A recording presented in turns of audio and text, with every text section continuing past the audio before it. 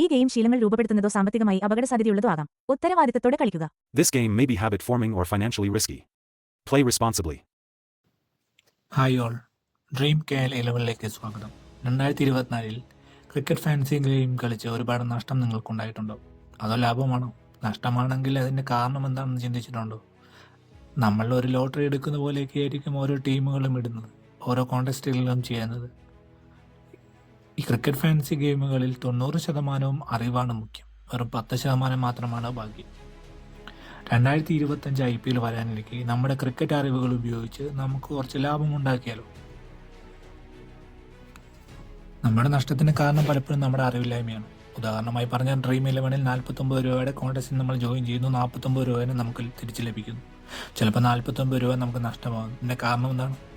എല്ലാവരും എടുക്കുന്ന പ്ലേയേഴ്സിനെ മാത്രം നമ്മൾ എടുക്കുന്നു. ഏറ്റവും കൂടുതൽ ആൾക്കാർ ക്യാപ്റ്റൻ വൈസ് ക്യാപ്റ്റൻ ആക്കിയവരെ നമ്മൾ എടുക്കുന്നു.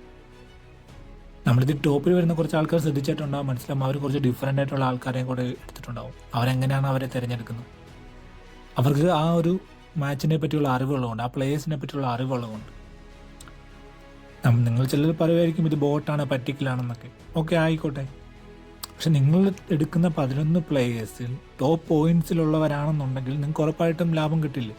തരാതിരിക്കാൻ പറ്റില്ലല്ലോ. അങ്ങനെ ഒരു ടീം സെലക്ട് ചെയ്യണമെങ്കിൽ നിങ്ങൾക്ക് ആ മാച്ചിനെ പറ്റിയുള്ള എല്ലാ അറിവുകളും വേണം.